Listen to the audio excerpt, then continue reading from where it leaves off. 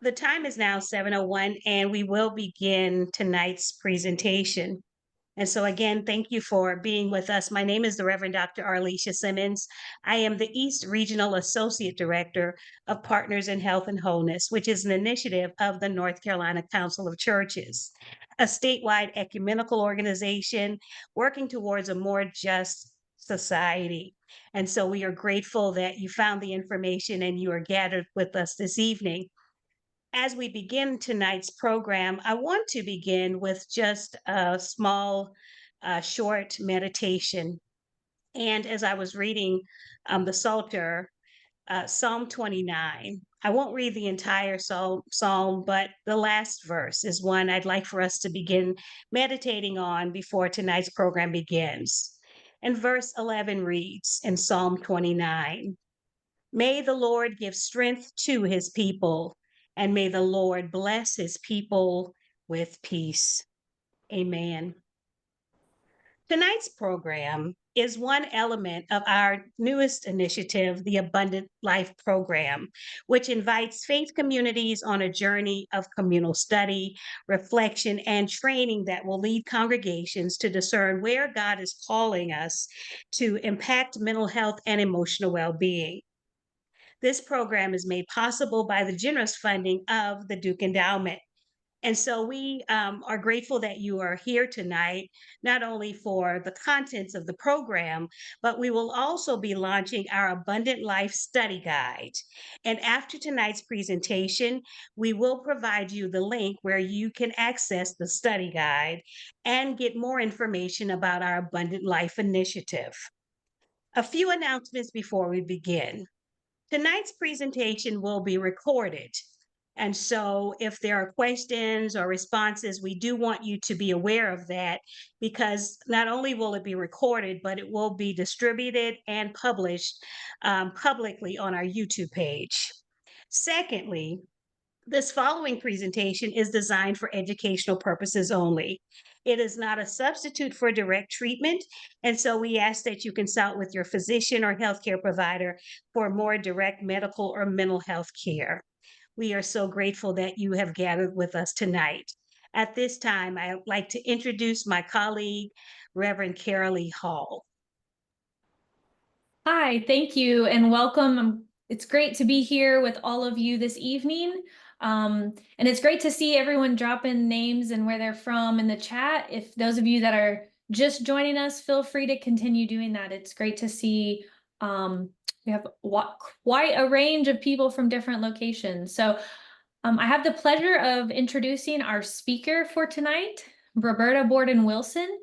Is a licensed trauma therapist in the Charlotte area and also has an office space at Park Street UMC in Belmont. She has a master's degree in clinical mental health counseling and undergraduate degrees in communications and English. Roberta is well versed in the impacts of trauma on everyday life and its multifaceted manifestations. In addition to specialized trauma training, she has 8 FEMA certifications. And through writing and speaking, Roberta hopes to raise awareness about trauma and ways to mitigate its effects on individuals, families, and societies. So welcome, Roberta. Thank you for being with us tonight. We are glad to have you for this important conversation where we begin to look at having trauma-informed disaster recovery in the wake of the hurricane and the devastation across the western part of the state, and those that are continuing to recover and will continue to do so. So thank you for joining us, and I will turn it over to you. Thank you so much for having me. It is genuinely a pleasure and a privilege to get to speak to you all about trauma-informed disaster recovery. The linchpin word of my counseling practice is intentionality, and I would thank each one of you for the intentionality that you have shown in making a commitment to be here tonight to learn a little bit more about trauma. Trauma-informed disaster recovery is absolutely an imperative when we experience extremely stressful, frightening, or overwhelming events that far exceed the standard expectations of life. They also exceed our abilities to cope and adapt. and having an awareness of what people in the mountains are going through in North Carolina, but also in Florida. Maybe we have family members there. We are 3 days from the 1 month anniversary. And while for us that is merely a date on a calendar, that also can be a highly triggering event for the people who experienced Hurricane Helene. And for people who have experienced disasters in the past, they will never forget. And so their lives are forever changed. And if I were to have my druthers as a trauma informed therapist, I wish that we had trauma informed everything, because I would contend to each one of you that trauma really contributes to, if not directly causes, most of the societal ills that we deal with. I would argue to you that people who have issues with substance abuse and homelessness, domestic violence, mental illness, and a whole variety of other issues, really that started out as trauma.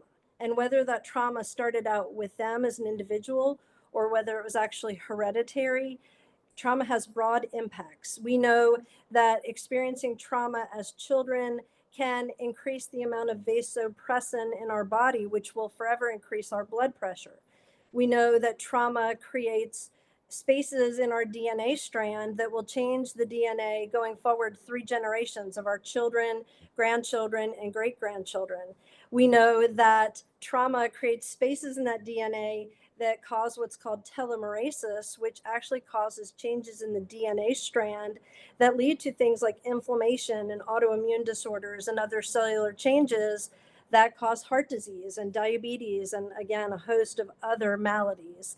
And so me being able to talk to you all is really wonderful, because having an understanding and maybe me piquing an interest in you in understanding maybe how trauma has impacted you is impacting people in the mountains and people really all around us in our congregations and our neighborhood and society as a whole is so helpful, because people it would be more compassionate and would understand better, why people are having a whole variety of emotional experiences.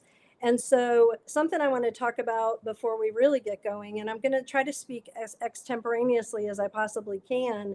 So please feel free to drop questions in the chat and I will try to answer them, definitely at the end, but if it's possible, even during the session. So please don't hold back on that. Also, my information will be shared after the session, so that if you have questions you would prefer not to ask in the group, I will try to respond to those via email personally. And so just as a reminder, again, as a therapist, it's very important to me that protecting people and not causing any harm to anyone. I would just encourage you all to remember that anything that is discussed in this platform or that's recorded is obviously not confidential. And so, again, just for your protection, I want us all to be mindful of that. And so, I guess the background that we should talk about, of course, we know about Hurricane Helene, and that is in the forefront of our mind as North Carolinians, but as people of the world. And we're aware of other horrible events that happen, whether they are natural disasters or structural failures like the bridge collapse that happened in Georgia last week. Trauma, sometimes we talk about trauma as having small t trauma, maybe like a teenager who has a very painful breakup, or capital T trauma, which could be a hurricane or other natural disaster. And then we have events like Helene, which I would call an all capital letter trauma. And again, the impacts of these will be experienced very differently by each individual in the situation. Even those in the same household and families will experience what has happened incredibly differently. And so I want to talk first about the ongoing mental health crisis that we have in the United States. Culturally, we saw a lot of big changes start in the, probably about 10 or 15 years ago with the popularity of cell phones. Cell phones kind of give people a platform to be able to check out of like everyday life. They are able to go to social media or scroll the internet or occupy themselves in other ways. And that's actually created kind of a highly popularized form of what we would call disassociation or checking out. The COVID pandemic obviously created a lot of isolation and stress for people. It brought children back home where they were not going to school and able to socialize with peers, where they had to learn online, which was incredibly stressful for them, for their parents, for teachers. We were experiencing the death of loved ones. We were all afraid that we were going to die.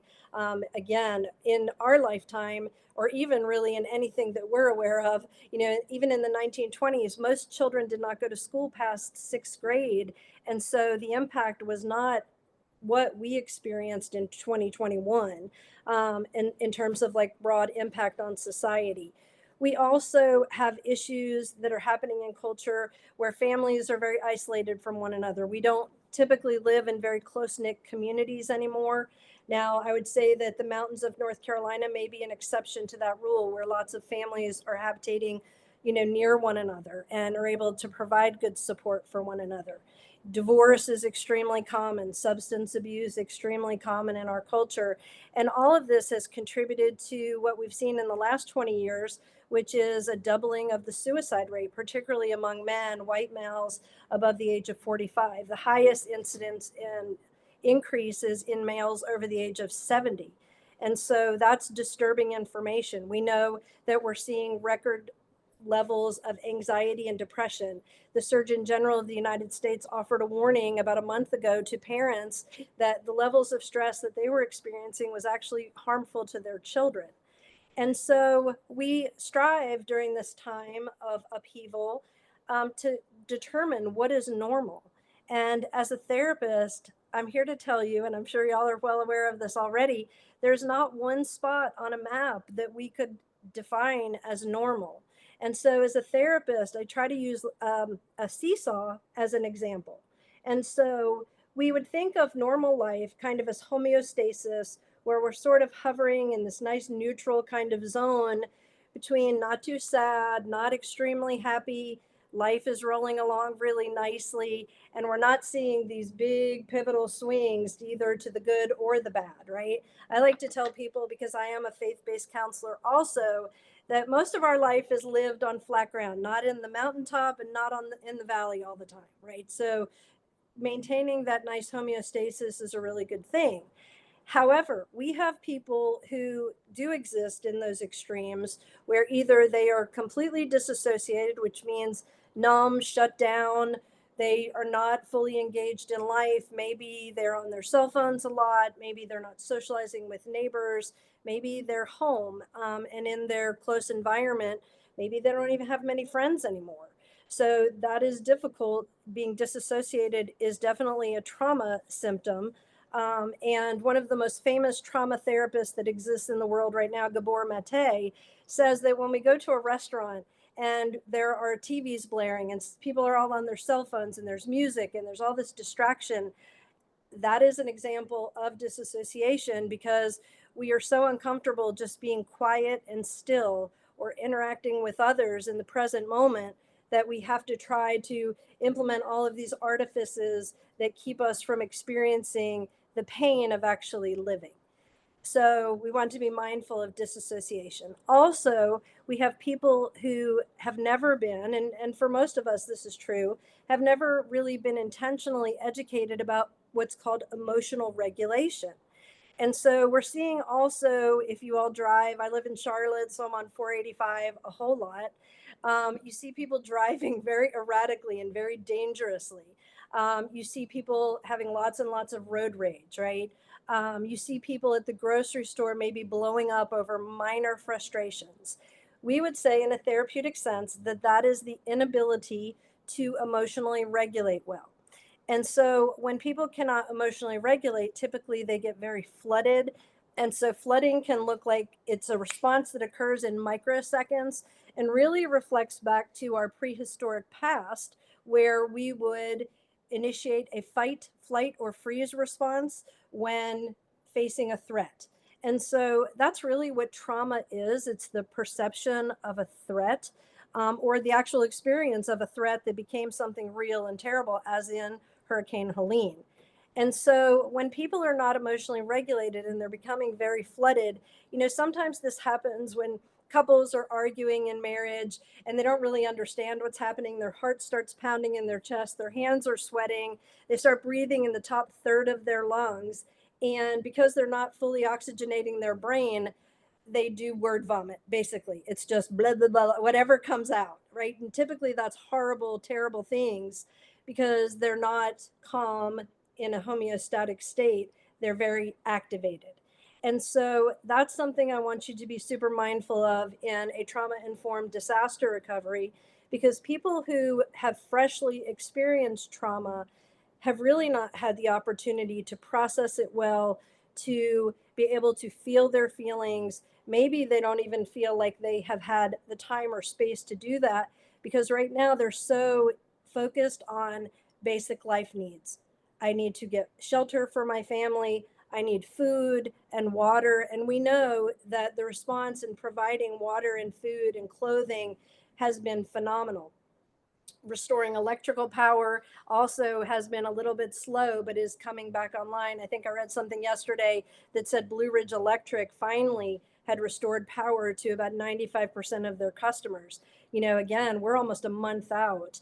I can reflect back to Hurricane Hugo that occurred in 1989, and living in the Charlotte metro, I remember walking into rooms days after Hugo and flipping switches, and there were no lights. I would put laundry in the washing machine and turn it on and then remember, oh my gosh, there's no power.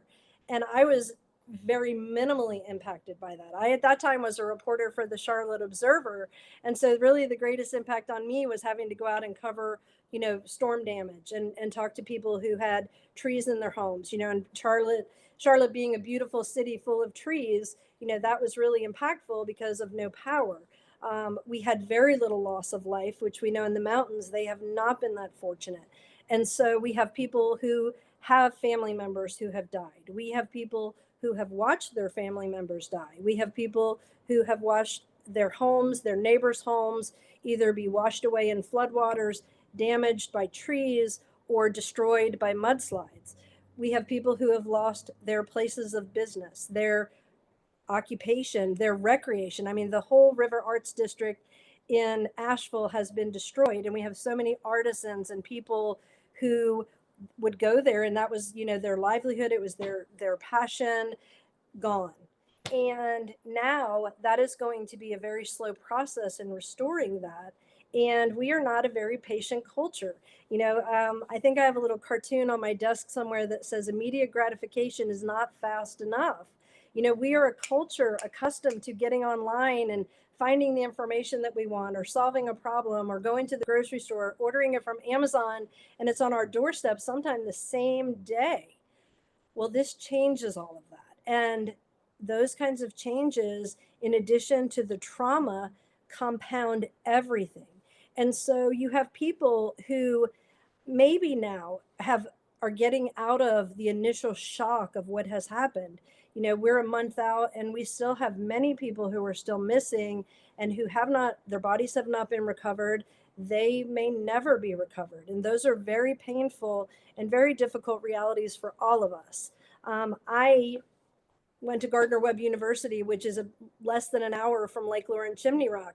And as an undergraduate student, that was one of my favorite places to go as a place of solace. And it was beautiful. I was there as recently as 2 months ago. And so for all of us who have vacationed in these places, or have family or friends or church members or pastors who've been moved to these places, you know, our hearts are just rent, because this is so much. It's the scope of this disaster is so massive, you know, millions of acres, hundreds of homes, if not thousands, you know, so many roads destroyed, so much.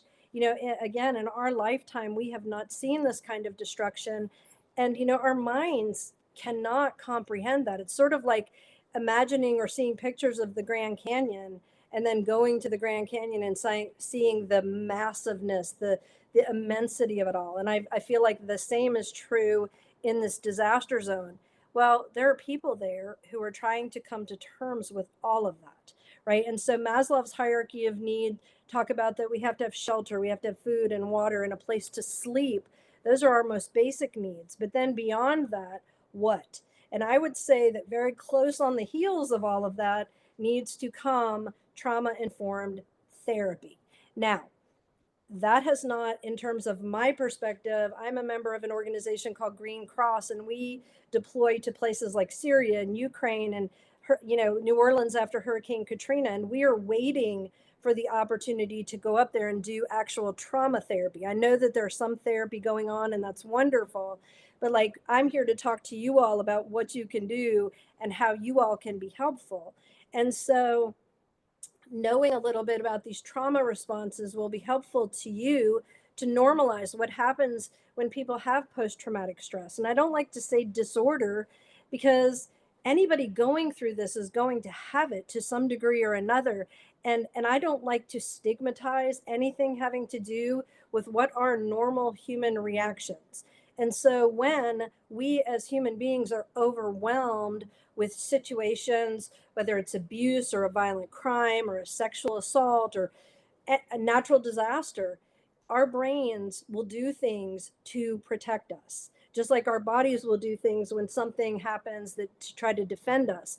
And so some of those things can look like, shutting down, being very numb. They can look like crying a lot. We would call that an affective instability, where people are crying, they're having panic attacks, maybe they're extremely irritable, but their mood and emotion is shifting around very rapidly. That's perfectly normal. Again, we are not yet a full month out, and people having been dealing with, I've got to find my children or family members or anything, water to drink. Dealing with this emotional response has not been foremost in their mind. As time progresses, that's going to be more and more important to help them to move forward in life. So if I were to quote a scripture verse that I use a lot in my counseling practice, it's John 10:10. Jesus said, I came not just that you would have life, but that you would have it in abundance. The people who have survived this natural disaster are doing exactly that in this moment. They are surviving. We've got to help them to be restored to full life and actual living. So when a trauma happens, sometimes we get frozen in that moment of maybe we're having flashbacks or what we would call intrusive thoughts of actually that event, of the horrible things that have been seen. That can come out as nightmares. It can come out as what we would call an extreme startle effect. Like people, if you walk up on them, they jump. Maybe some of you have that. I definitely do. My husband has to call out to me in the bathroom before he comes in, because otherwise I jump about 5 feet up in the air. And I have a trauma history. I think probably most of us do, of some form or another. When I was 11 years old, a plane crashed directly behind the car that was being driven by my parents, and everyone on the plane was killed. It crashed into a Methodist church near my hometown, and so it destroyed the church and burned it to the ground. So that was very traumatic.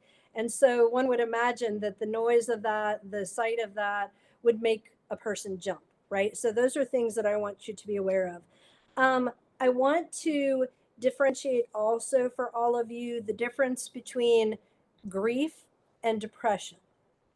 And so all of this post-traumatic response can look very much like grief and depression, and all of that can be wrapped up into it.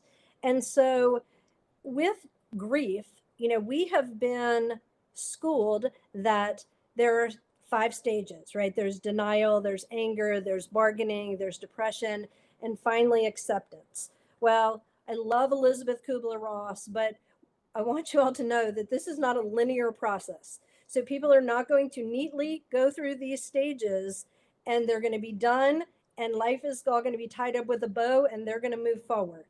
Some people will not experience these things in that order. They may not experience them all. They may experience them out of order. They may experience anger and depression and denial and then circle back to anger again. And so this is, again, a process that our minds and bodies will go through to try to, get back to normal life. And so for some people, that is going to be a complicated process for obvious reasons. Again, we have read stories of people watching loved ones swept away in the floodwaters, and, people watching landslides take out communities where, their entire family had lived for 100 years. And these are things that are going to take more time. And so I guess that if I were to give you a word other than intentionality, it would be patience. Patience and empathy. Because there are people who are never going to get the help that they really need. Unfortunately, mental health services in our culture are largely inaccessible, particularly highly specialized forms of therapy. And so that's why it's important for churches, to do grassroots based, hey, maybe house some therapists, let them come use, a room in your church, to come and do therapy for a week or a couple days, and do that. Let the therapist will come and do it, for free.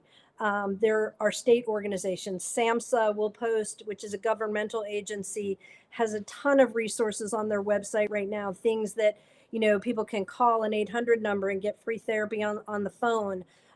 There are lists of, how to cope with disaster and just a whole variety of resources. And that's what we want to do, right? We want to like be printing things out and handing things out, because we know that there have been a lot of Starlink sites put up, satellite internet, so that people can have access and use cell phones and things in some of these more remote areas. But we want to try to get as much information out as possible. As a therapist, I have a practice website or Facebook page and other social media. I've been boosting a lot of that as public service announcements just to get information out to people in these areas so that they can use it. Actually, that's how I wound up here tonight. One of my pastor friends, Amy Vaughn, I'll give her a shout out, had shared one of the posts that I had made. And I think Carol Lee had seen it. And so here we are. And really, that's the best thing, because sometimes mental health issues are stigmatized, or we don't talk about them, or it's kept secret. We really need to talk about these things, and we need to make it very, very normal to talk about suffering and to talk about pain and people's struggles and their anguish, to give them permission to feel the things that they feel, because it's perfectly normal. We are human. And from the moment we were born, we came out crying, and crying is not a sign of weakness. Crying is a sign that we are alive. And so we need to let people cry freely. I used to have a professor in graduate school, and she may even be online with us tonight, and that would be a great privilege to me if she is.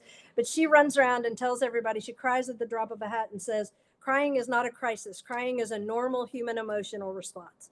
And that's exactly right. I mean, and one of the beautiful things about crying is that we can only do it for about 15 minutes. And then we have this beautiful physiological response in that our body will release endorphins that help to calm us down. And so that's a good thing. We are well-designed machines, we human bodies. And so we want to encourage people to feel what they feel. Other things that we want to be aware of, again, to circle back because I skipped over this, but normal grief is going to look like sadness. People are going to cry. They're going to have memories of their loved one. They're going to sometimes feel despondent. They may feel sad for weeks on end. This is not something that's going to ever completely resolve. When we've lost a loved one, even in non-traumatic circumstances, we're going to probably remember those people until the very last day that we are on earth, because they were impactful in our lives. They were important to us.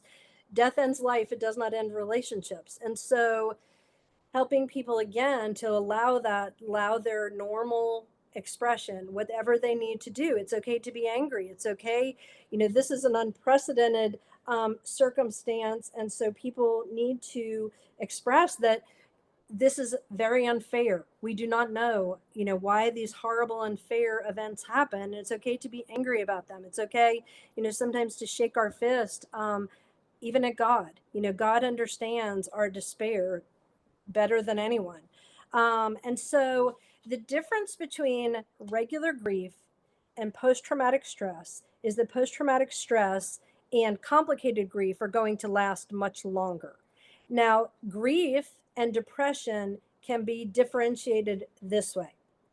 Grief is going to be periods of mourning, it's going to be periods of crying, periods of sadness, interspersed with regular life.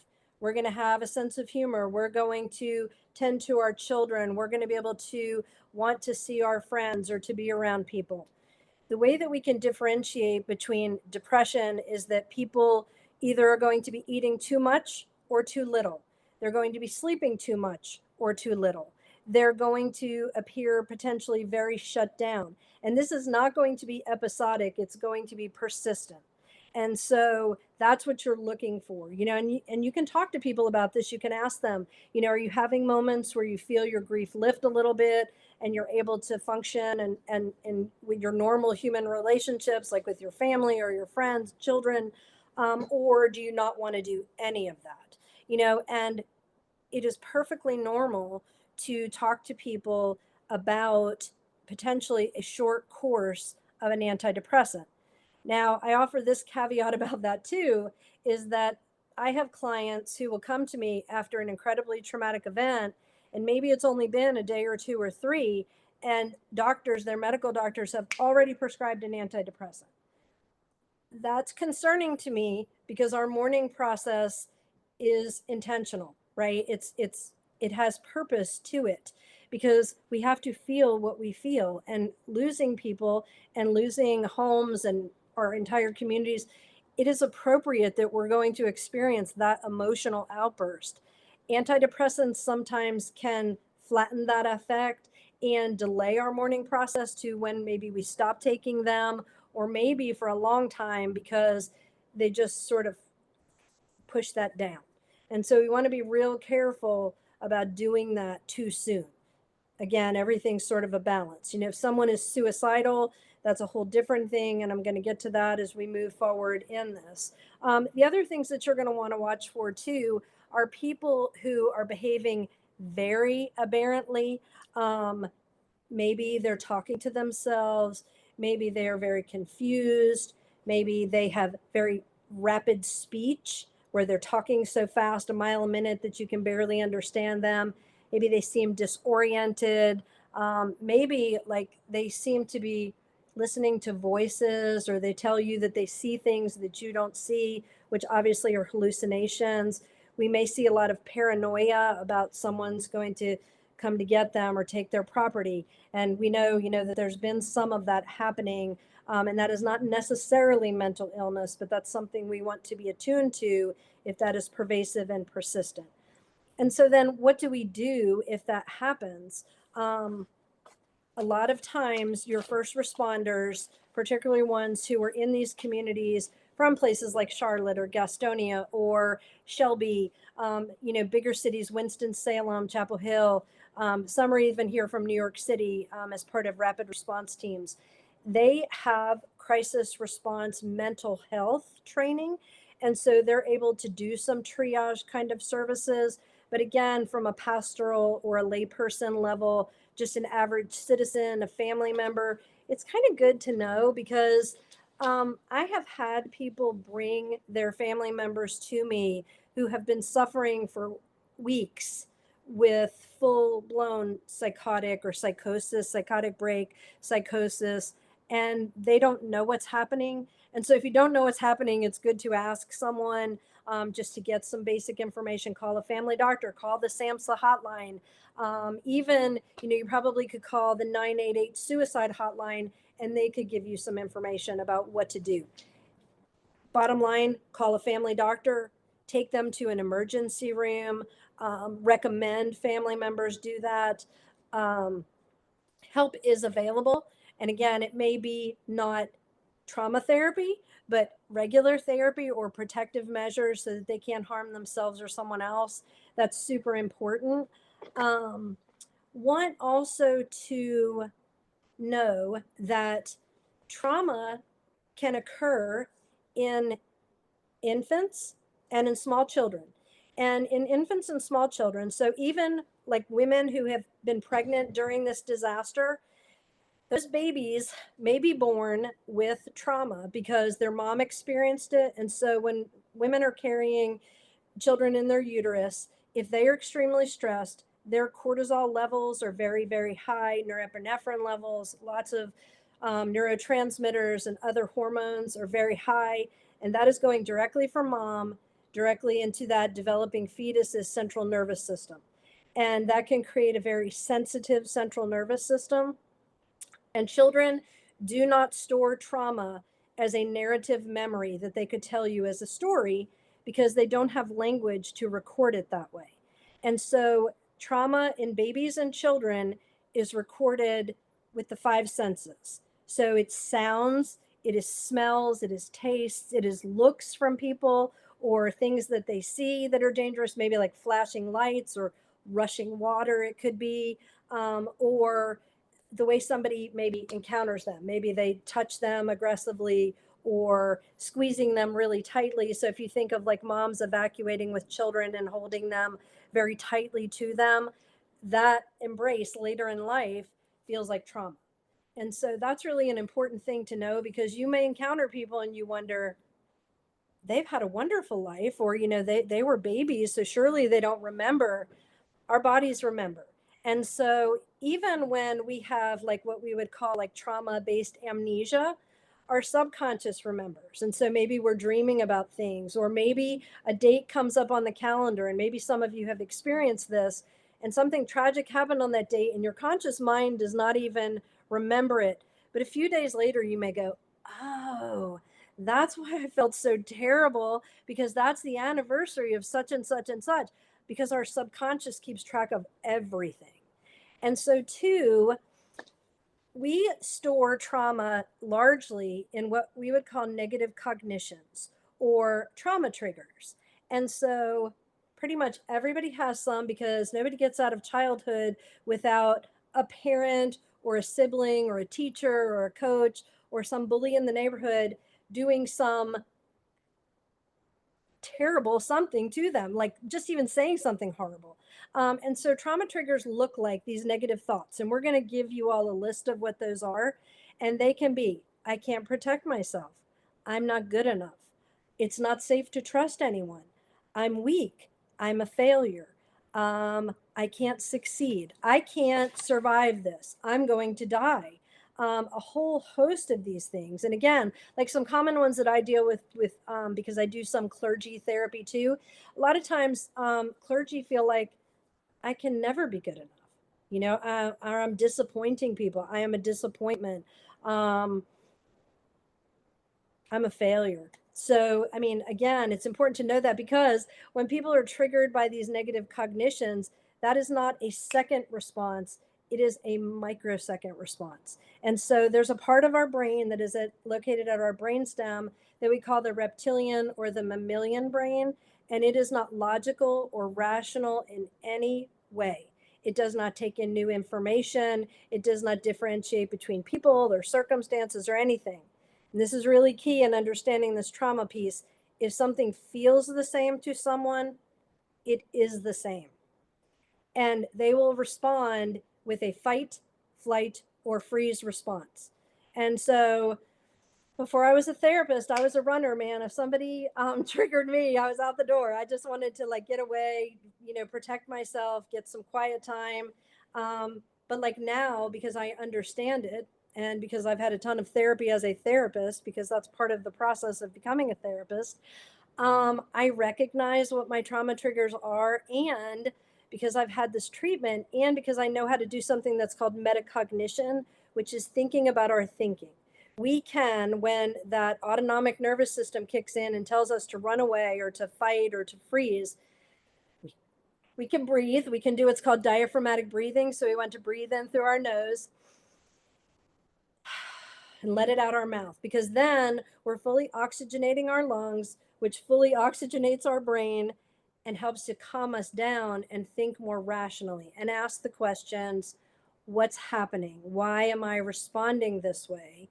And in thinking about our thinking, we can say, oh, that's right, that terrible thing happened, and I can see why this would remind me of that, but my conscious, rational mind knows that that's not what's happening, and I can deal with the situation.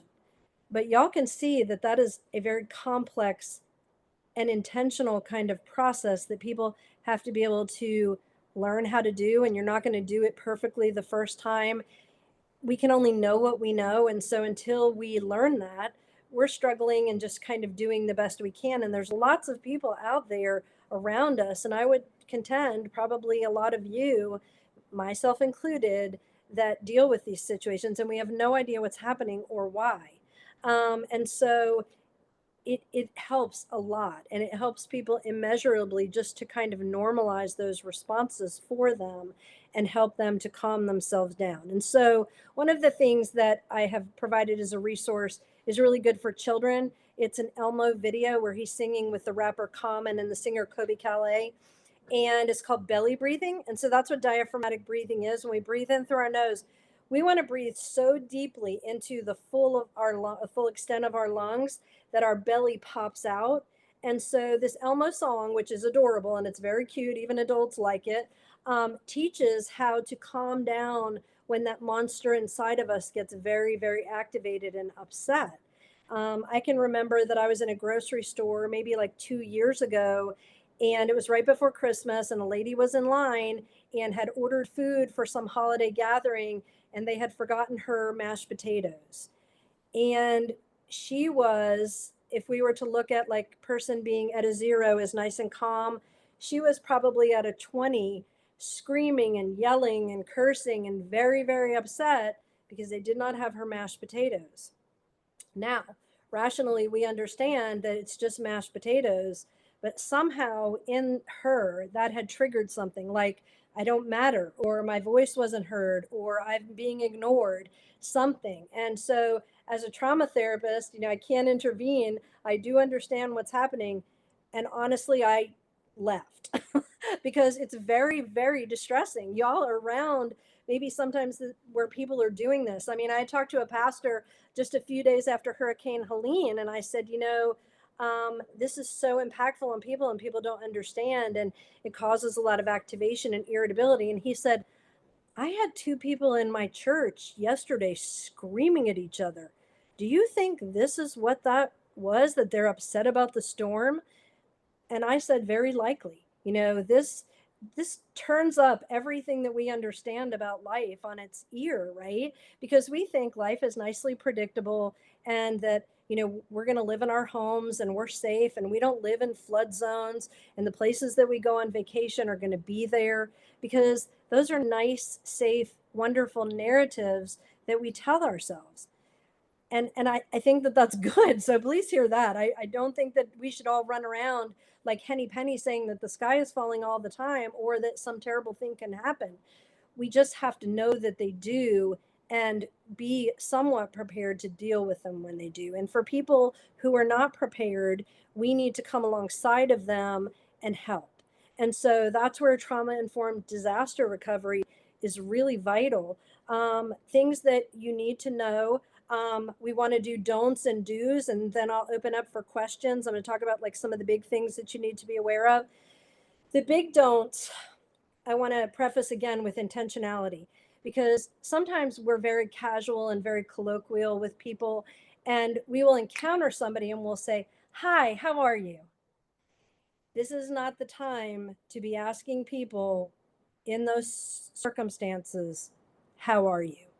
In a casual, flippant kind of way, because they are sort of like Job sitting and wondering why this terrible thing has happened, with, if you all recall, Job's friends conjecturing on why he had lost everything. Had God turned away from him? Had he committed such terrible sin? Well, I mean, we want to be intentional about asking. If we're going to ask, how are you? We need to be prepared for that response. And so a don't that I would say is don't casually ask, how are you? Unless you really, really want them to tell you to, because you may get more than what you need or want or expect. Another thing is I want you to be real careful about don't saying, oh, don't be sad. Don't be sad. Don't be angry. We're going to get beyond this. People have to feel what they feel, and they have to feel safe in being really angry. They have to be safe in being able to cry or talk about their loved one, or even, and this can be very uncomfortable because sometimes people who've experienced trauma that is beyond their scope of knowing how to deal with, they're going to overshare. And so they're going to talk about things that are going to be very distressing to people who hear that. And so who's our front line of people that hear that? Pastors, right? And so I am a a certified compassion fatigue therapist and educator. And so that's something I want y'all to be really careful, you ministers and people in ministry, is that compassion fatigue, because you need to take breaks from being amongst the suffering and the grieving and the destruction, because it is very, very difficult. And I want you to think of, you as like a pitcher. We pour out and pour out and pour out and pour out. And just like a pitcher, if we don't take time to refill that pitcher is empty. And that's where burnout occurs. That's where people leave ministry. That's where people, lose their empathy. They become very hardened and jaded, and we do not want that. So you've got to take time away. Also, please, this is like a therapist kind of lesson. Be very, very careful. Even if you have had your family home destroyed by a flood or a fire, or have lost multiple members of families in horrible tragedies, please, please, please do not tell anyone that you understand. You can say, I have compassion for you, I have empathy for you, but we will never walk in each one of these individuals' shoes. There are 8 billion people of us on earth, and we are all fearfully and wonderfully made, and we are all going to encounter situations and losses in very, very different ways. So please don't say you understand. Also, this is a biggie.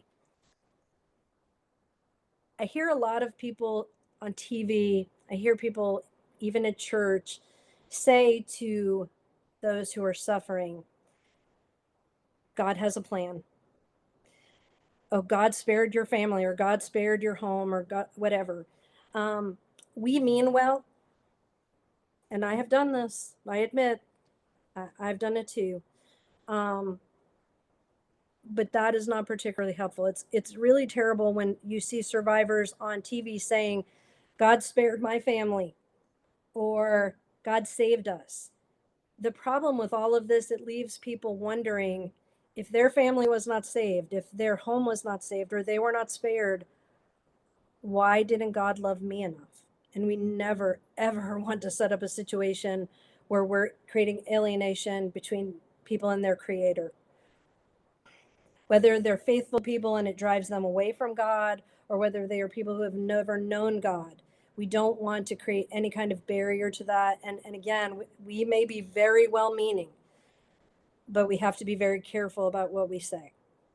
The do's are allow people to feel whatever they feel, allow people to tell you a story, to tell you something about something that they found in the wreckage, something that they find hopeful.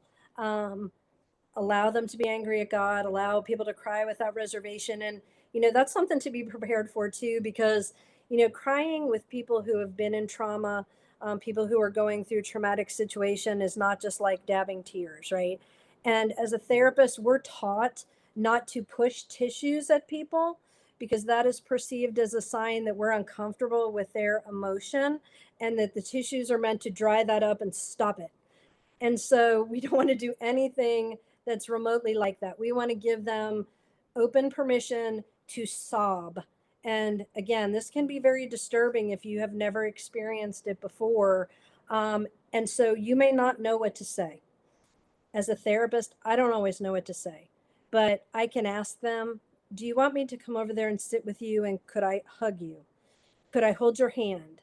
What can I do that would be comforting to you? And that is all, because sometimes there just are not words. We know that the scriptures tell us that when we have no words, God even hears our groanings and he'll answer them. The same is true here. We don't have to say anything. We just need to be present.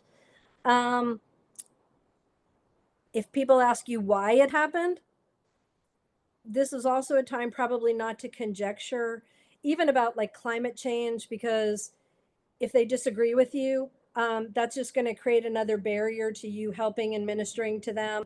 My standard answer, I'm a trauma therapist, so I deal with all kinds of horrible things all the time, is just to tell people, I don't know. I don't know. I wish I knew. I don't know. In my human capacity, that is beyond me.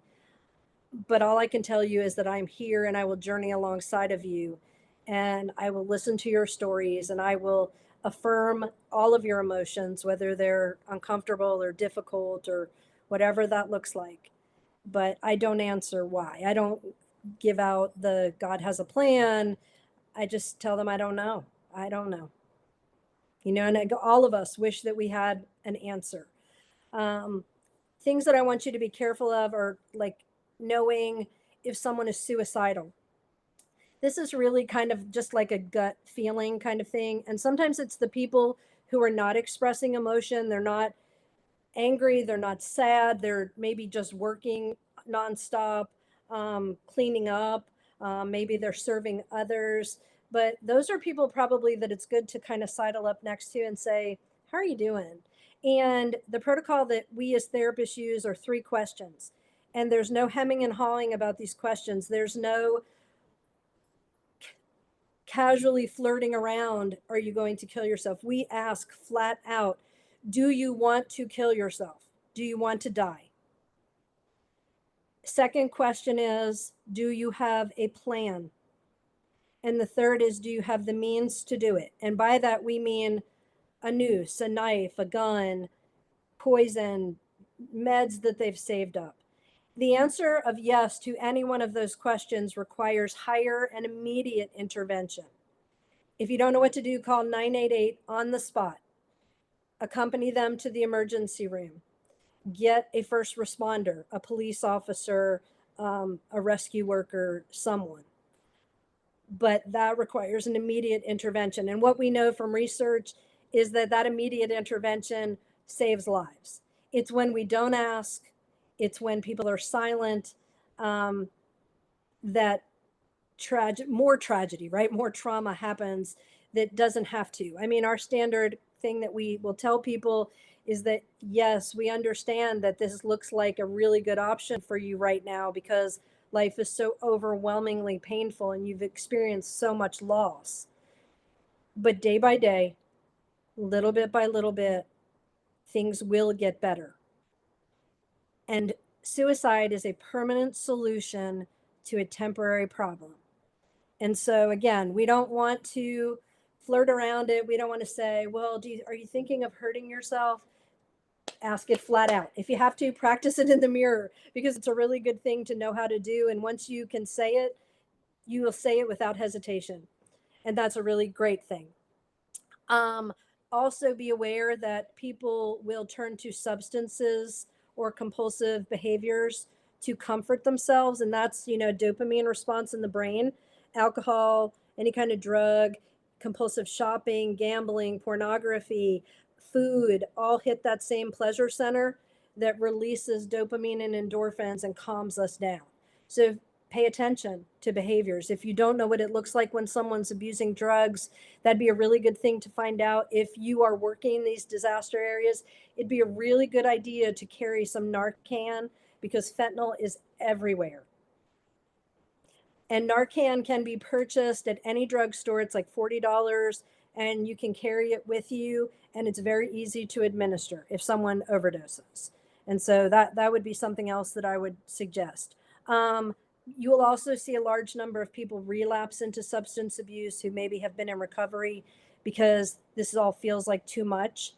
When I had written one of the blog posts that I had mentioned that I had boosted, particularly in that area of devastation of Hurricane Helene, I said that people in that population, whether they're mental health providers, ministers, or whoever, need to be really aware that the suicide rate is going to start going up. And again, that is highly preventable, but we just have to be very proactive about it. Even as pastors, it'd be a good thing to do a sermon about. I hope that this webinar reaches people. Please share it because it's okay to normalize that despondency that is so great. People who are so overwhelmed, maybe they have lost everything. They had no flood insurance. They have no money. They don't know what to do. Maybe they're not even allowed to rebuild on the land that they own. We don't know that yet because rivers have rerouted and roads are destroyed. There's a lot of unknown, but again, offer that we'll figure it out. We're here, we're not going anywhere. Here's my phone number. I'm going to check in on you. We just have to really create that kind of community and scaffolding underneath people who are very vulnerable.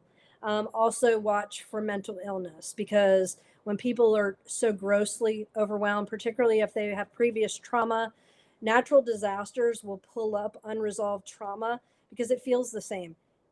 It's uncontrollable. They had no say. It's unpredictable. It's frightening.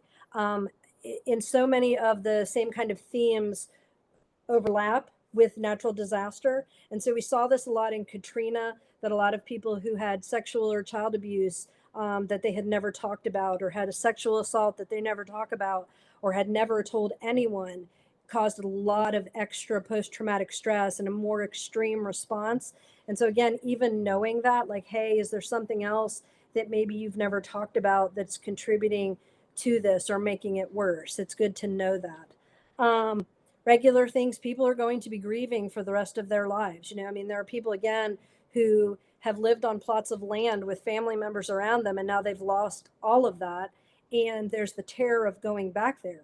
But we have these narratives in our life of, this is where I told myself I was going to raise my children and where I was going to live out the entirety of my life. Well, people now have to edit those narratives, and that can be very disturbing. They may not even know that they have permission to do something different. And so helping them to live in the present, in this here and now, and not too much in the past, the way that it used to be, or during the natural disaster, or worried too much about the future. That's a real counseling kind of concept, is that let's be present, fully mindful in the here and now. And so mindfulness looks like we're fully engaged. What do I see? Who is around me? What do I smell? What do I taste? What do I feel? You know, and so that, maybe you've noticed that you went to something or you were really nervous and you don't even remember what the people around you were wearing or who even was there. That's a lack of mindfulness. That's kind of that checking out that I talk about disassociation. And so we've also have some materials about distraction grounding. Look for 5 things. What are 5 things you can see? What are 4 things you can hear? What are 3 things you can touch? What are 2 things you can smell? What's 1 thing you can taste? I always keep like gum or candy. That's a good thing for y'all to have with you if you're out in these disaster zones. You know, give kids a lollipop and say, tell me how that tastes. You know, how does that feel like when you're eating it? Because that's very soothing to their bodies and mind, because then they have to be fully present to talk about, you know, what that experience is. So that's very, very good. I'm here to be helpful in any way that I can. I hope that that has been informative for all of you. Please let me know what questions I can answer. Yes, thank you so much. That was great. If you are invited to either put a question in the chat, you're also invited to come off mute and share with the group, respond, and ask any questions. I'm also going to drop a link in the chat to some helpful information and a handout with some of the resources that were mentioned.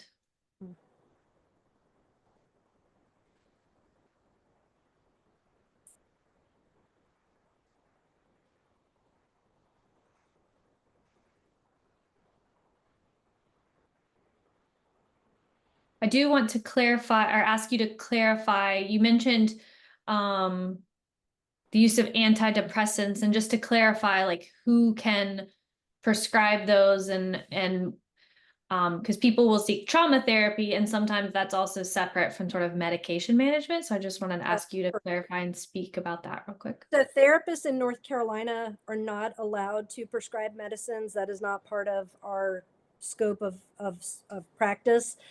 So it would have to be a doctor, medical doctor, a physician's assistant, some person licensed to do that. Sometimes people can access online services where they have telemed and they can actually get prescriptions that way.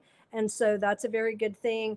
The SAMHSA line for counseling and disaster probably could provide some resources like that. Again, you know, we see sometimes ads on TV or online on Facebook and things where you can get telemedicine, but community-based resources, and I'm not, again, sure, you know, usually there's one place in a county. Like I know in the Charlotte Metro, Partners is one, Support is another, and they have different locations throughout the state. And so community grassroots-based agencies like that are really the first line of defense, particularly for people who are indigent, do not have insurance, or have Medicare or Medicaid. Yes, thank you. And there's a lot of people pouring out all kinds of support for the people in the West. And we see lots of people supporting with basic needs like food and shelter and all of that. And so I think you lift up some ways that are really helpful that we can be mindful to support, yes, basic needs, and then also looking into how we can support the mental health and well-being of people as they, knowing that they've experienced a lot of these traumas. So I do have a question for you to repeat the distraction grounding prompts. Okay. So the distraction grounding, it's called 54321. And you can even Google that. And Carolee, I know I had sent you that as a graphic. And I'm just speaking again extemporaneously. It's 5 things you can see, 4 things you can hear, 3 things you can touch, 2 things you can smell, and 1 thing you can taste. And I do want to offer this as a caveat to that. If you are on site where a disaster has occurred, that is probably not a good one to do there, because the last thing that they need is to be looking at the things around them or smelling things, because those may create for them trauma triggers. So if you're indoors in a church, hall, or in an office, or fellowship hall, something like that, that would be a better place to do it, because there's a lot of different things, and it's not trees down, it's not boulders everywhere, it's not reminders of that trauma. So we definitely do not want to do distraction grounding on site where the trauma has occurred. Yes, thank you. And I know someone in the chat, they thanked you for mentioning traumatic stress in children, that oftentimes we just sort of overlook their symptoms and the ways that children are resilient and they are impacted significantly. And also we had a suggestion, yes, to check out your local county offices or health department if you're interested in Narcan. There are plenty of ways, and there's quite a few ways that you can get free Narcan. And you can also even reach out to the council. We have an overdose. Yes, my colleague, Dr. Alicia Simmons, has put it in the chat. She can connect you with some resources. And churches can actually be sites that have Narcan and dispense to others. So that is something to be mindful of, as well, as we do know that substance use, those rates definitely increase following a disaster. If I could offer this too, places that we also need to look are sometimes your police officers, firefighters, first responders, are some people who pretty consistently, even doctors, emergency room workers, who pretty consistently have a lot of built up trauma. And people don't know this, but law enforcement officers have among the highest suicide rates among professionals because of the trauma that they have seen. And there is sort of a stigma about admitting weakness, or I'm having a hard time. And so those are people to talk to come alongside to kind of normalize that. Teenagers are not going to experience trauma in the same way that adults or little children are. They're probably going to start acting out behaviorally, being very disobedient. They may do criminal behavior. They may become very aggressive, get in fights. So it's kind of good to know. And again, SAMHSA is very good to provide information about different age groups and how it might manifest in them. I saw a 92-year-old woman who had lived in the same house her entire life, who now lost her house. And so the way that she's going to express that grief and that trauma is going to be very different than other age groups. Another small piece of information that I would also put out to you, one of the books that I have recommended by Dr. Gabor Mate is In the Realm of the Hungry Ghost. And that really talks about trauma as being foundational to homelessness and addiction. And a little known fact, and if people would like more information about this, again, I'm happy to talk about it, but we're not really aware of how much trauma is associated with children who have been adopted. And so that's not something that's typically talked about, but adoptees are 4 times more likely to commit suicide than someone who is not. And so that is a statistic that I think people would do well to know and understand, because adopted children a lot of times won't talk about feelings about their biological families because they feel like that's a betrayal to their adopted family, or that maybe they'll be abandoned again if they say something that's not popular. So I think that that's just as a fact, just to kind of drop that, because there's not enough awareness around that. And I think that that's very important. Yes, thank you. Are there any other questions or things you would like Roberta to speak on before we wrap up our time together? I will put her email in the chat if there is, and as well as you'll receive it in a follow-up email if there's something that you want to reach out to her about, particularly with a question, you are invited to do so. She has graciously agreed to that. Do we have And any two, if people, churches, if you want to do sessions, I'm always happy to come speak to create more of a public awareness, to destigmatize trauma and mental health struggles. Pretty much everybody's going to experience trauma, depression, or anxiety at some point in their life, if not much more pervasively than just 1 or 2 episodes. So.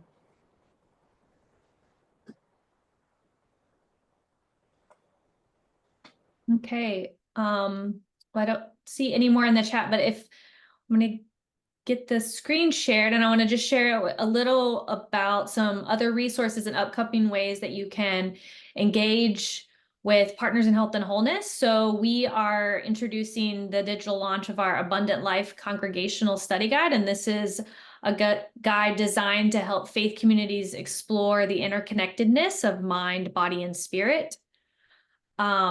And to foster environments that promote health, wholeness, and abundant life for all. So we invite you to download, share, and start conversations. So this is one way that you can begin to have this conversation. There's also a way, if you follow the QR code, then you will be able to it'll take you to where you can download and then also sign up to receive printed copies of our study guide. We are also looking for churches that want to go deeper and join our Abundant Life initiative. We are looking for churches that want to develop the capacity to address mental health and well-being in their communities by being a part of our Abundant Life initiative, which is a year-long cohort-based or style commitment, and be part of a statewide movement that is working to transform how faith communities respond to mental health and well-being. So if this is something that you or your faith community would be interested in, we would love for you to reach out to us. We will be opening applications for that in the next week or so. So please don't hesitate to reach out to us about that. Are y'all able to see the screen share at all? Mm-hmm. I can't tell. Okay, so y'all are seeing it. For some reason, I'm not seeing it, but so please reach out to us about the Abundant Life. And then we also, before we close with prayer, we have a survey that if you would please fill out, we would greatly appreciate it. Your feedback is really important to us, and it's a key component of how we shape our future programming and offering, and kind of get the feel for what kind of things that you would like for us to talk about, and trainings and resources to offer going forward. So please fill that out. You will be receiving an email with the recording of this, as well as another opportunity to fill out the survey and all the other links. Thank you again for taking time out of your evening to be present with us for this important conversation. And I invite us now to close with a benediction.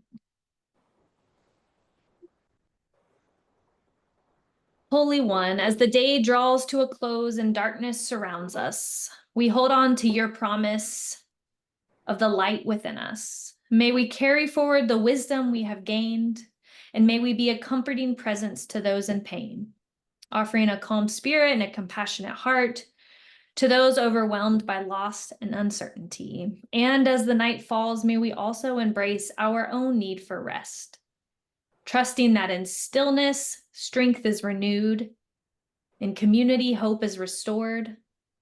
So go forth with the courage to listen deeply, love boldly, and to walk humbly. Amen. Amen.